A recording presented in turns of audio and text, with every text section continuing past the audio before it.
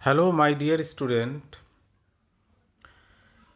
এই ক্লাসটি মূলত বিএ অনার্স GE1 হিসাবে যাদের সোশিওলজি আছে তাদের জন্য, এবং একই সঙ্গে BA programme third semester DSC 1 এবং DSC 2 হিসাবে যাদের সোশিওলজি আছে তাদের জন্য। কারণ এই দুই শ্রেণীর স্টুডেন্টদের সিলেবাসে এই টপিকটি আছে, তাই আমি একসঙ্গে ক্লাসটি নিচ্ছি। তো বিএ অনার্সে যাদের GE1 হিসাবে সোশিওলজি আছে তারা, এবং থার্ড সেমিস্টারের DSC 1 এবং DSC 2 হিসাবে যাদের সোশিওলজি আছে তারা এটি ফলো করবে। তো এর আগে আমি একটি ক্লাস নিয়েছিলাম যেখানে আমি GE 1 এবং এই থার্ড সেমিস্টার ডিএসসিদের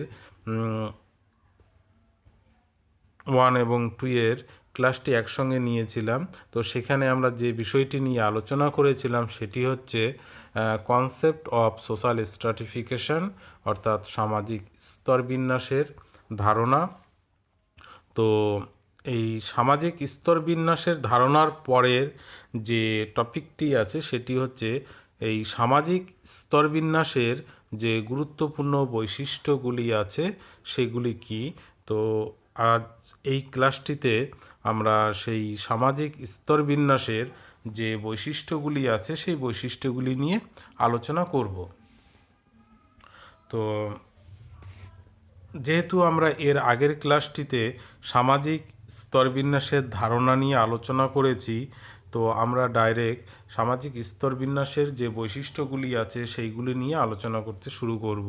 তো যাই হোক, এই সামাজিক স্তরবিন্যাসের ধারণা ব্যাখ্যা বিশ্লেষণের পরিপ্রেক্ষিতে সামাজিক স্তরবিন্যাসের কতগুলি বৈশিষ্ট্য দেখা যায়। তো এই সমস্ত বৈশিষ্ট্য ব্যাখ্যা বিশ্লেষণের মাধ্যমে সামাজিক স্তরবিন্যাসের যে ধারণা সেটি কিন্তু সুন্দরভাবে বোঝা যাবে, বা এই সমস্ত বৈশিষ্ট্য ব্যাখ্যা বিশ্লেষণের মাধ্যমে সামাজিক স্তরবিন্যাসের ধারণা অধিকতর স্পষ্ট হয়। তো সামাজিক স্তরবিন্যাসের বৈশিষ্ট্যের মধ্যে যেগুলি উল্লেখ করা যেতে পারে বা যায়, যেগুলি আছে সেগুলি আমরা আলোচনা করছি। সবার প্রথমে বা নাম্বার 1 যে বৈশিষ্ট্যটি আছে সেইটি হবে যে সাধারণত এই সামাজিক স্তরবিন্যাস সম্পত্তি, ক্ষমতা, মর্যাদার পার্থক্যের পরিপ্রেক্ষিতে তৈরি হয় বা উদ্ভব হয়েছে।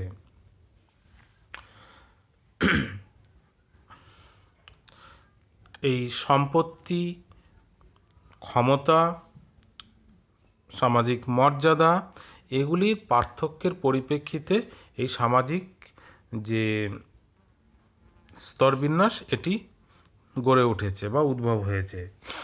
দ্বিতীয় বৈশিষ্ট্যটি হচ্ছে সামাজিক ভূমিকা ও সামাজিক মর্যাদা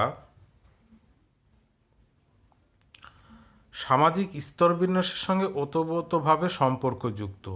ফলে উলম্বী স্তরবিন্যাসের উদাহরণ হিসাবে হিন্দু সমাজের ব্রাহ্মণ, ক্ষত্রিয়, বৈশ্য ও শূদ্র প্রভৃতি উঁচু নিচু জাতিভেদ ব্যবস্থার কথা বলা হয়। অর্থাৎ আমি যদি এভাবে বলি যে মর্যাদা ভিত্তিক উঁচু নিচু বিন্যাস। তো এই মর্যাদাগত উঁচু নিচু বিন্যাস এটি হচ্ছে সামাজিক স্তরবিন্যাসের আরেকটি বৈশিষ্ট্য, যেটি আমরা উদাহরণের সাহায্যে একটু আলোচনা করলাম। যে হিন্দু সমাজে যে বর্ণ ব্যবস্থা আছে, সেই বর্ণ ব্যবস্থার যেখানে 4টি বর্ণের কথা উল্লেখ করা আছে, সব থেকে উঁচু বর্ণে আছে ব্রাহ্মণ, তারপরে হচ্ছে ক্ষত্রিয়, তারপরে বৈশ্য, তারপরে শূদ্র। তো এইভাবে বর্ণিত করা আছে। তো এই হচ্ছে সমাজের একটি স্তরবিন্যাস, কারণ এই ব্রাহ্মণরা উঁচু স্থানে থাকে, এদের সামাজিক মর্যাদা অনেক বেশি। তো এরকমই বিভিন্ন বিষয় যেমন ক্ষমতা, মর্যাদা, তারপরে সম্পত্তি, এর পরিপ্রেক্ষিতে সমাজে এই স্তরবিন্যাস গড়ে উঠেছে। তো এটি হচ্ছে আরেকটি সামাজিক স্তরবিন্যাসের বৈশিষ্ট্য। তৃতীয়ত যদি বলি যে সামাজিক স্তরবিন্যাসের আরেকটি বৈশিষ্ট্য হচ্ছে সামাজিক মান ও রীতিনীতি। অর্থাৎ সামাজিক স্তরবিন্যাস হল সামাজিক মান ও রীতিনীতির নিয়ামক। সামাজিক স্তরবিন্যাসের মাধ্যমে সামাজিক মান ও রীতিনীতি বংশানুক্রমে সঞ্চারিত হয়ে থাকে। বস্তুত সামাজিক স্তরবিন্যাস হল মানবিক সম্পর্কের স্তরবিন্যাস। এই সম্পর্কের কোনো জৈব তাৎপর্য নেই।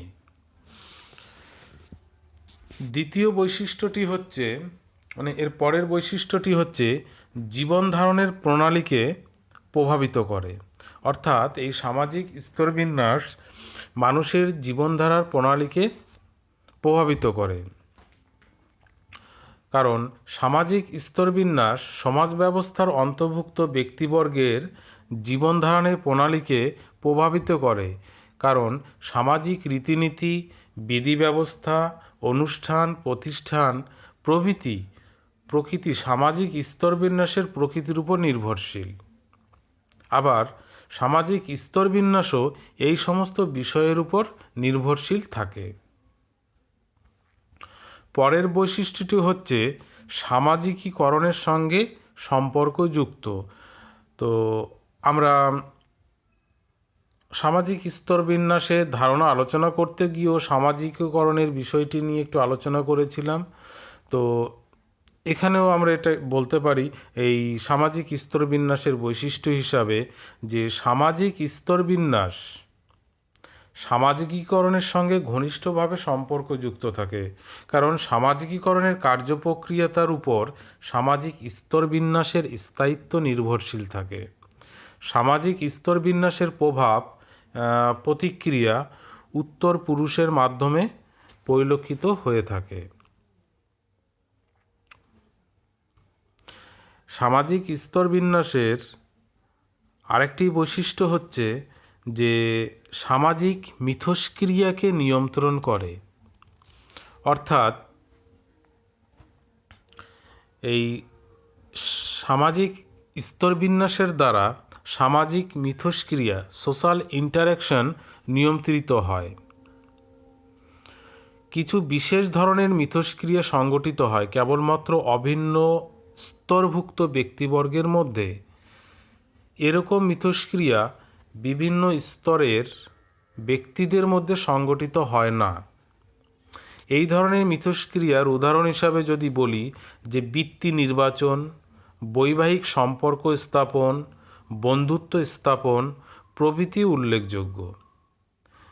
এই সমস্ত মিথস্ক্রিয়া সাধারণ সমস্তরভুক্ত ও সমমর্যাদার ব্যক্তিদের মধ্যে সংগঠিত হয়ে থাকে। তো বস্তুতে এই সমস্ত মিথস্ক্রিয়ার ক্ষেত্রে সামাজিক স্তরবিন্যাসের নিয়ন্ত্রণমূলক ভূমিকা অধিকতর কঠোর ও কার্যকরী ভূমিকা পালন করে। আবার কতগুলি ক্ষেত্রে মিথস্ক্রিয়ার ব্যাপারে এই সামাজিক স্তরবিন্যাসের তেমন কোনো প্রভাব দেখা যায় না।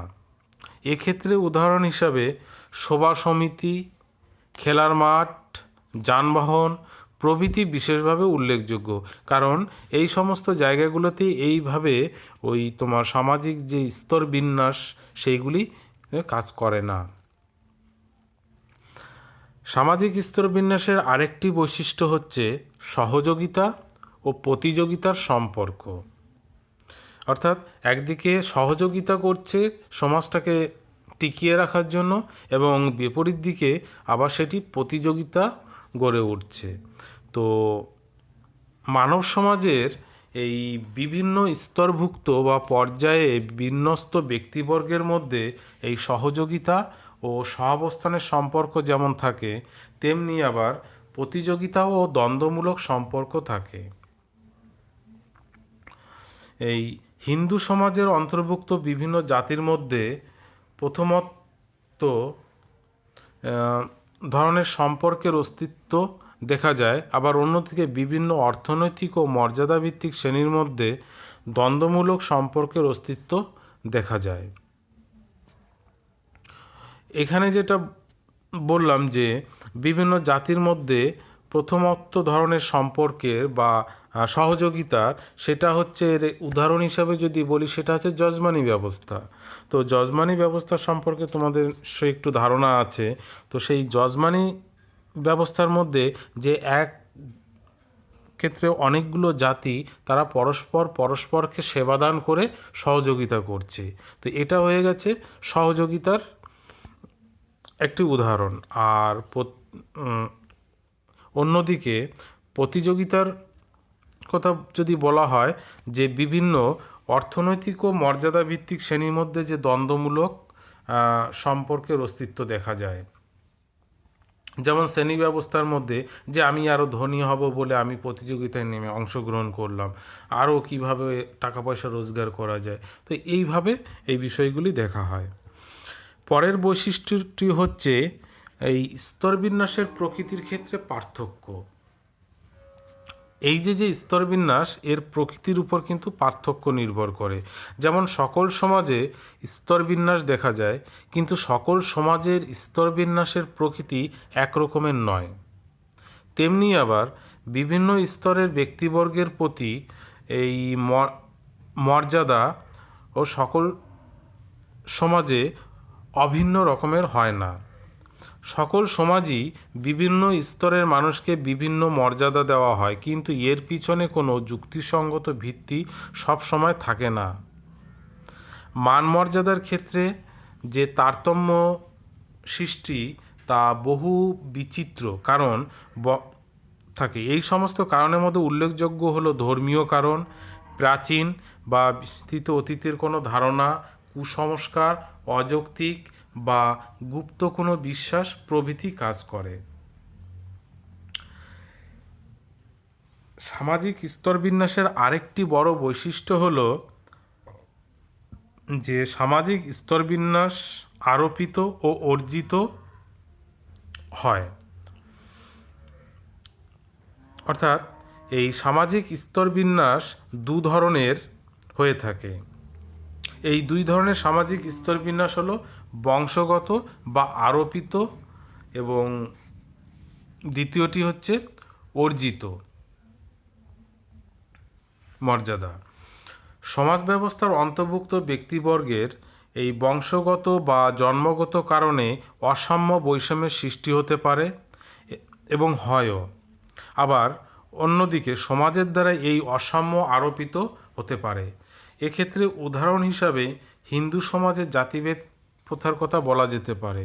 যে হিন্দু সমাজে জন্মগতভাবে যে ব্যক্তি যেখানে অবস্থিত তাকে আজীবন সেই অবস্থান স্বীকার করে নিয়ে জীবন কাটাতে হয়।